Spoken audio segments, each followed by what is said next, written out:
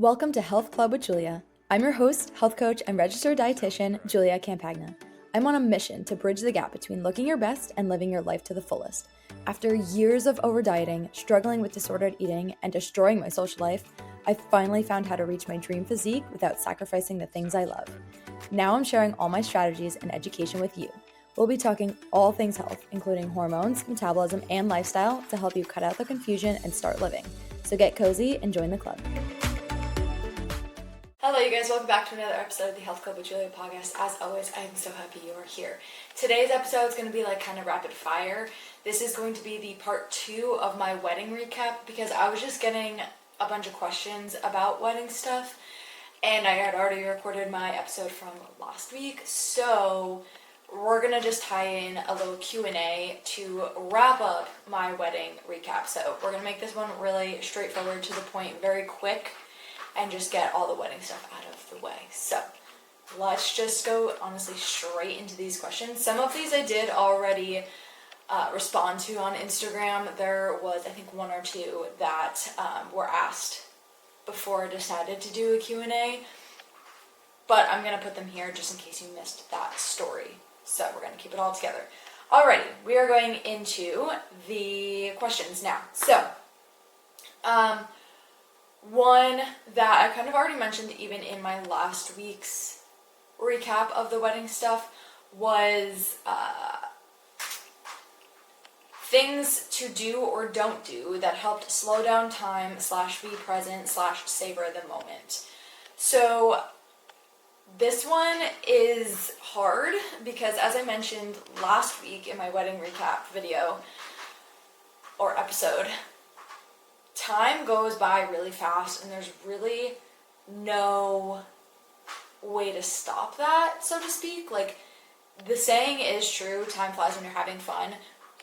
During your wedding, hopefully you're having so much fun, and it literally just goes by in the blink of an eye. So it's really, really hard to slow down time when it's just inevitable that it's going to go really, really, really fast. But a couple things that I did to kind of slow down that time, or just like be present and savor that moment. Number one thing that I would suggest is taking points during your day to step aside and be either by yourself or with your husband and look from an outside perspective. And I don't mean just the reception. A lot of time, like, I had gotten this advice before my wedding, and it's great advice, but a lot of the times when I hear this piece of advice, because I've heard it numerous times, it's more so about like pulling your husband away during the reception and just like taking a moment there. I'm going to go a step further than that and say to do it at multiple other points of your wedding as well. So for one, when you are getting ready, take time either during that moment where you're getting ready or afterwards. For me, it was after I got ready, to really sit and soak it all in. Even if you can do this before as well, that would be ideal. What I wanted to do on my wedding morning was wake up and go for a small little walk, because again, I was in a destination wedding, so I was on the beach, so I would have loved to like walk around either the resort or the beach or something, just like to clear my head and get really focused on the day and just like be present in what was about to take place that day. Ended up that I got up and just like had things to do right away that I probably could have done before the morning of, but I didn't, and so that kind of took away from me being able to go for a walk and doing all of that. But I would suggest doing it before, and then I did take a moment by myself after I was ready. Like, before I went out to line up to walk down the aisle, I was fully ready. I was in my dress, had obviously hair and makeup and everything done, like all my pictures for getting ready was done and everything, and I just took a moment to be by myself. I took a video of myself just like to capture and remember how I felt at that point in time, and I kind of sat separate from all the other girls and everything like that as well. So I separated myself for a little bit and just kind of, again, like sat and took in, this is what's happening. I'm about to get married. It also helped with the nerves, because I don't know about anybody else, but I was like nervous. Not to get married, like I was not nervous at all to get married, but there's a lot of people looking at you. I was also in a very hot place, so I was like, is the heat gonna get to me? Like, I was just nervous about something going wrong, or like me tripping over my dress or anything like that walking down the aisle. So like I was able to kind of calm myself down and get myself in the zone more by doing this as well. But it also helped to just like be present in that moment and say like, I'm ready for my wedding. This is unreal. And savor how I felt at that point in time. And then of course I did sit with my husband and I did say like, look around, like these are our people. I'm so excited that we're here. Like during the reception, I did take a moment to do that. So that's what I would say to like be present and savor the moment. It's not necessarily going to slow down the time, but it does give you multiple points to just acknowledge what's going on around you instead of getting so wrapped up in what you're doing. So that's how I would kind of answer that question. Another thing that I would say with this that I mentioned, I think on my last wedding recap video as well, was to have a really tight and like, or not even tight, but just like a really solid timeline, and use buffer times. Like don't have it be like at this time you're going to do this until this time and then you're going to go straight into this. Like have buffer times in between everything that you're doing, because it'll give you more time than you think to like enjoy everything else. So what I mean by this, for example, for me, we had a really good timeline, and during, like after the ceremony, I didn't do a first look with my husband. The first look was walking down the aisle. So during our pictures after the ceremony, so we did group photos with like families, the bridesmaids, groomsmen, and then me and my husband, we took photos separately. We did that after the ceremony during cocktail hour. Now what we had planned in the timeline was to do like 20 minutes of photos and then head right over to cocktail hour. Now that was unrealistic, that did not happen. And I think, again, including some more buffer time, like maybe pushing the ceremony up a little bit so we had a little bit more room for photos, and then pushing all of us getting ready up a little bit more to give us more room for the ceremony. Like just adding in some buffer I think would have been really helpful to savor the moment and be present, because, again, during photos, like I said, we did not have 20-minute photos. We did a lot longer time for photos, and I loved that. I loved taking the time to get photos, especially like it was really hard where I was. It was so windy, you could not control it. Like my dress and my veil were going haywire. So it's even harder in those kinds of elements to get a really good shot. So like it just took a lot longer than we expected. And it ended up that me and my husband missed our entire cocktail hour. We did not I think we got there for like 4 or 5 minutes left of cocktail hour, and my husband got to like get a drink and whatever and like hang out with people for that 4 or 5 minutes. I had to get my dress bustled, so in that 4 to 5 minutes I was at the cocktail hour, I was actually out in the corner getting my dress bustled, and as soon as I was done bustling the dress, we needed to line up to like go into the dinner and reception part of the night. So I missed my entire cocktail hour, which I'm not totally upset with. Like I still think the night was perfect. I would have really liked to enjoy some time there and just got to see how it was decorated, and like we had musicians playing, just like see how the musicians were, like just to kind of like absorb that moment. I really wish I did have some time for that. Again, I'm not totally upset about it. Like it really didn't make or break the night for me, but I think to be more present and savor more of those moments, it would have been better to have some buffer time in our timeline so that in case we did run over time with something like pictures, I still had at least more time. It didn't have to be a lot, but at least more time to enjoy the cocktail hour. So put in buffer times in your timeline. If you think you have a seamless timeline, add more time at the beginning and end of whatever like the section is that is laid out to give yourself ample time and to give yourself some room for if things go over the planned time. So that's what I would say with that one too, to like, again, it's not going to slow down time, but just to help you be more present and savor that moment is really make sure you have extra time in between different points of the day to savor those moments. So that's what I would say for that question. Going on to question 2, small details that you didn't think would matter but ended up being a huge hit. Yeah, this is a really good question because during planning, I kept, like me and my mom, my sister, everybody that was like helping me plan we kept saying like, okay, what are the small things that are going to matter? What are the small things that like people may or may not notice, but like will make a difference for people? So I think one thing that mattered more, we were not going to do this, but we did have our welcome party. Again, this was a destination wedding, so if you have like a regular wedding and it's just a one-day event, this probably does not pertain to you. But if you are doing a destination wedding, most of the time there is going to be some sort of welcome party. So I had a welcome party the day before the wedding, and it was on an island, like literally a remote small island. We had to take a boat to get there. It was awesome. But one of the things that we did was buy cornhole games, boards, and we shipped them there, and we ended up giving it to the venue, so they got to keep those boards. But we were like, we don't need to. The venue itself had one set of boards, so 2 boards making the one set. We're like, is that good enough? But then we were thinking about it. We had 87 people going to this island, and multiple people were probably going to want to play at one time, so we were like, okay, let's just do it. So we got some cornhole boards and we shipped them over, and it ended up being a really big hit. Everybody was playing cornhole. Like all of the boards that we had were being used pretty much the entire time by someone. Like it was on rotation. People were doing tournaments and like getting really into it, and it was a really big hit, and I'm really, really glad we did do that. If you're watching the video, hi, this is my cat Eve. She just jumped up on the table. For those who are just listening, yeah, she's on my table right now, and she does not listen to me.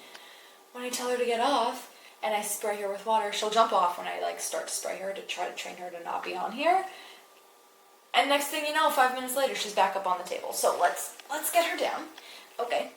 But anyway, yeah, the cornhole was a really big hit, and I'm very glad that we ended up doing that.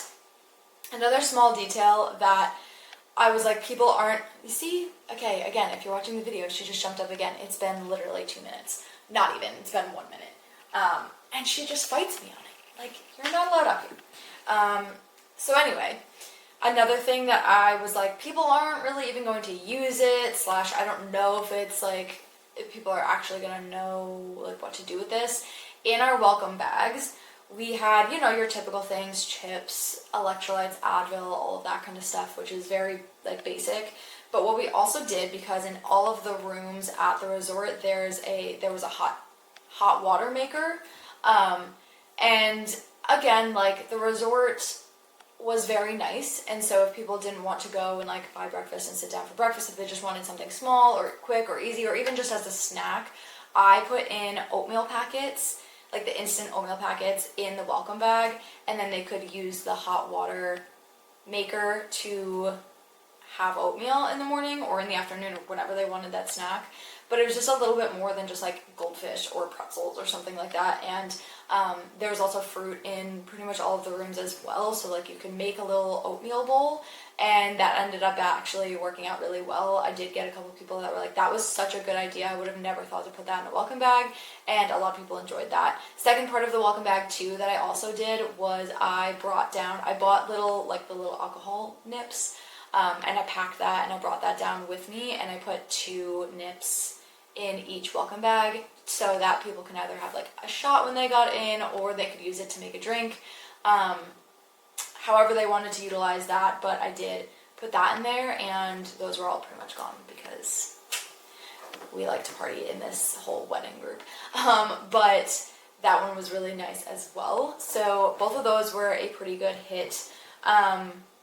Trying to think other things. Oh, we had, again for the welcome party, so on this island, we did it semi-private. We did not rent out the entire island for the welcome party just because we knew what their max was, and we knew we were, just by our wedding party in general, it was almost at their max. So we knew that if there were other people on the island, it wouldn't be a ton. And honestly, we didn't care if there were other people on the island either. Like, that would give us the opportunity to meet more people and like engage with other people and like have it be really fun. So there were other people on the island, but what we did do is I went on Amazon and I got like those plastic wristbands that you get like at a concert or at an event where you have to like wear the little wristband. I got that and I customized it. It said Island Crew before I do. And everybody from my wedding party got that. It was basically to symbolize that if you had this bracelet on, you were part of the wedding party, because we did like a buffet with food and we had an open bar for drinks. So that was just a signal that these people were able to use the open bar and the buffet, and the other people that were not part of the wedding were obviously not able to use it, so it kind of separated us. But they were so cute. I love the way that they looked. It was like kind of like almost like a VIP feel. Everybody got them, everybody wore them, and I don't know, I thought that that was like such, it was a small detail, and again, probably people wouldn't have really known the difference whether they were wearing them or not, but to me, I was like, this is so cute. I love the saying that was on it, and again, it just like added that element of like separation from other people. I loved that.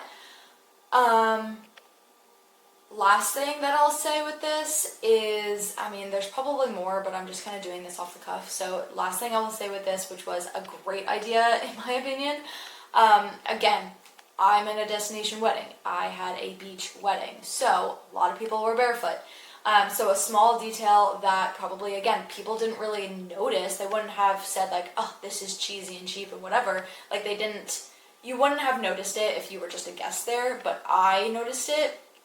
Is we did full dinner. Like we didn't have the DJ, well, the DJ was playing during dinner, but it was like more low-key music, and then we had dancing after dinner, so there was no like break in between dancing. It was like full dinner and then we went into dancing.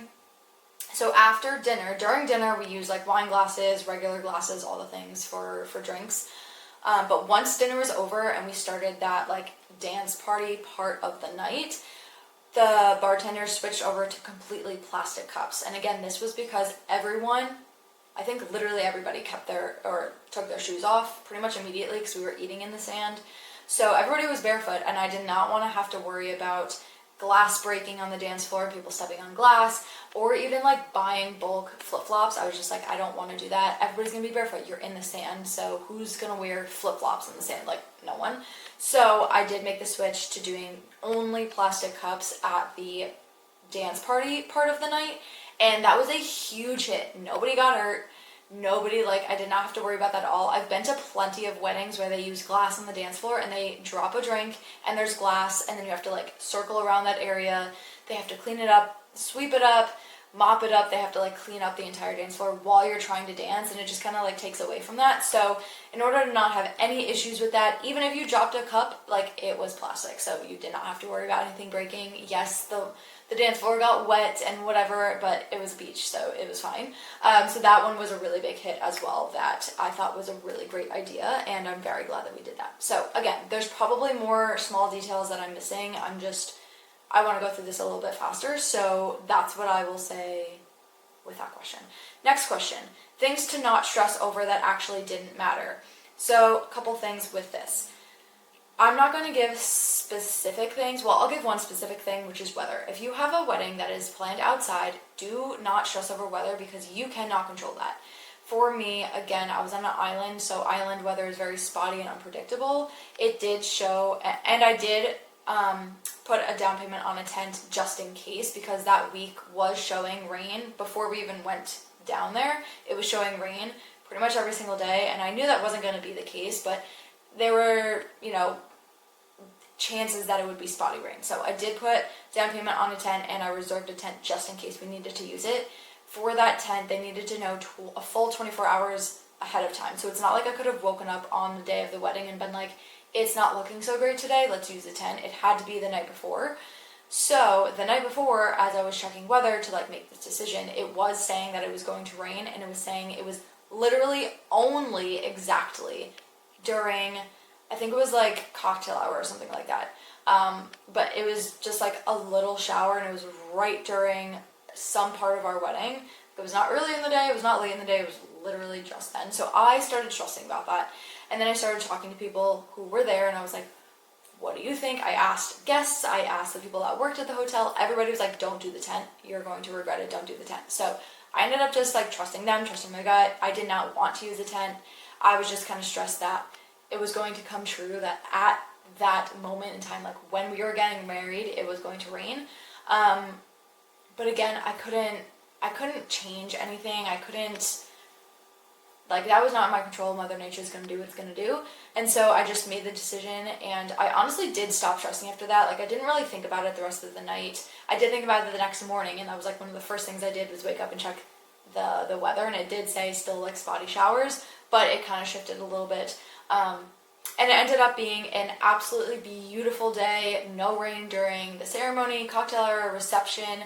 There was some rain during dancing, but it was a little bit later into the night, and honestly, so many of us just went out and danced in the rain, and it was absolutely perfect anyway. Like, it was the perfect time for it to rain, and it was like a 10-minute little shower, so it was nothing crazy, but things that you can control, don't stress over. That's what I'm going to say, number one. So I'm not going to give any more like specific examples because there's a lot of things that you can stress over, but anything that you can't control, try. I know it's easier said than done, but try not to stress over it. It's just going to make matters worse, and if there's no outcome change, then all you're going to do is literally stress yourself out with you're not going to be able to change it. So why continue to stress yourself out? So anything you can control, really try not to stress over it. It's going to work out the way that it's meant to work out, and that's that. Second thing that I will say that's not specific, but anything that only you will notice and nobody else will have any idea what's going on, also don't stress over those things. So again, I actually will give it a specific example of this. So specific example of this for me was at our reception, the way that it was laid out, we had like a bonfire pit, a dance floor where we were eating, and then under cover, so there was a roof over it, was a lounge area that we made with like white drapes and these hanging chandeliers and like all this. It was really nice.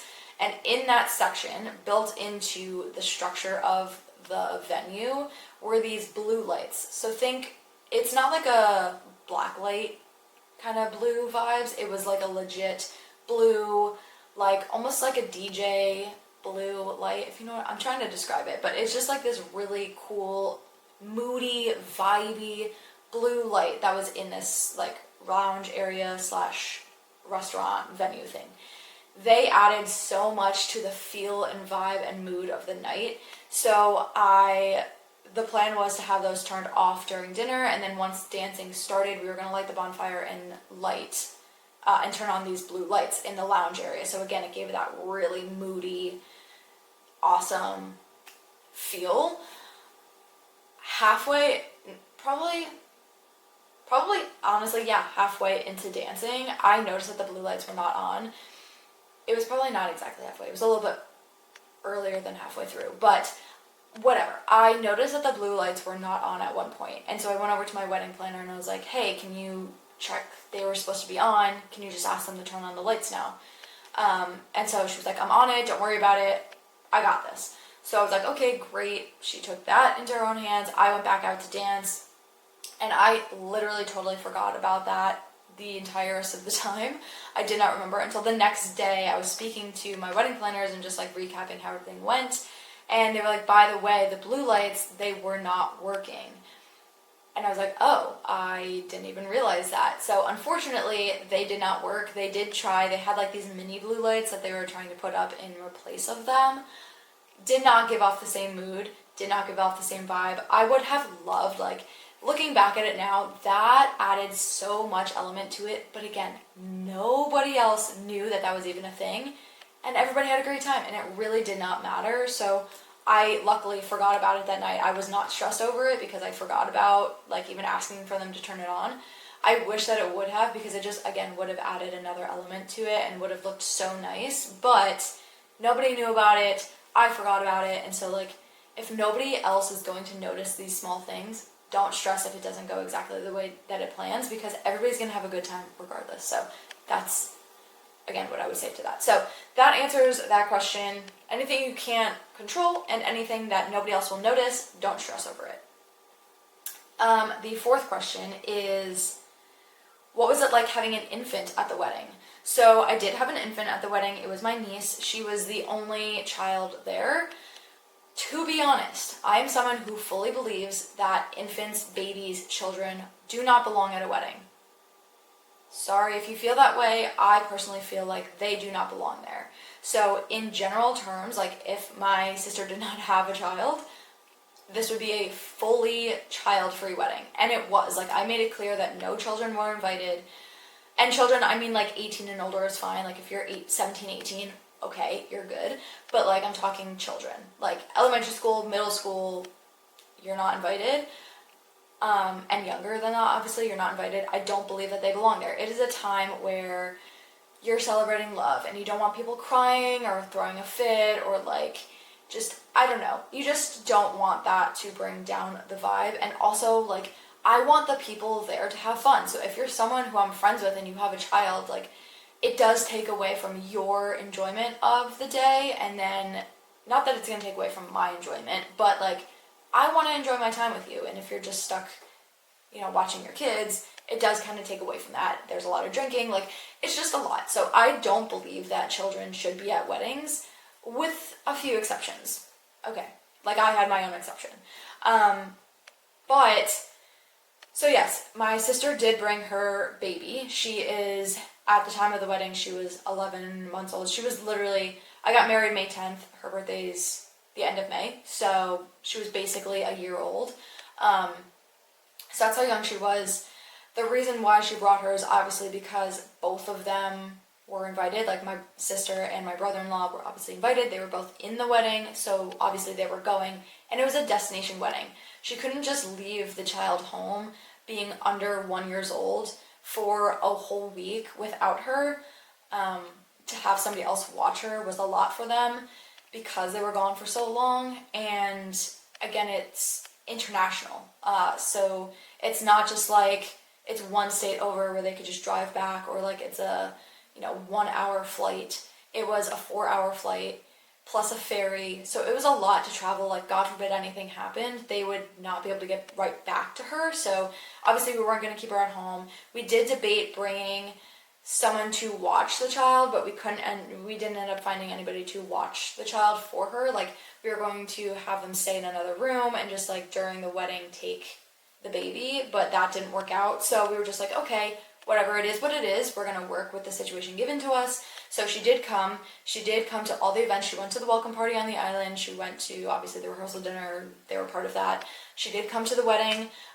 We did end up having a guest there that was willing to watch her during the ceremony. So she did not attend the ceremony. She was just in a room during the ceremony, but during the reception, she was at the reception. So she was at pretty much everything. The one thing I will say about her is she is like the easiest baby ever. I'm not even kidding. And I'm not even the mom. So like my sister could tell you more about how she acts at home, but the baby does not hardly ever cry. It's funny because she learned how to scream at the wedding. This is not an exaggeration, at the wedding. So it was like 4 days. We went down, I think 5 days before the wedding. 4 days before the wedding was the first time she had ever like screamed.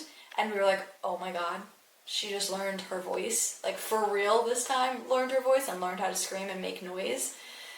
So she did start making noise this trip. Like she is not a crier. She is not someone who yells and complains and throws tantrums at all. This baby is an angel baby. She did throw some tantrums, but it was mostly like at dinner with just my family. Like it wasn't really that bad. And they handled it. Like, my sister and my brother-in-law knew that they had a responsibility with their baby at my wedding. Like, at no point did it feel like the baby took away from my time or my day or made a fuss or, like, really made a scene at any of the events. If she started to cry, they would walk away with her. So, they handled it really, really well. And she was also really great. Like, she was a trooper, being under 1 year old and being in the sun all day long, every single day, being thrown off your regular nap schedule. Like, it was a lot for her, but she was a trooper. She did so, so well.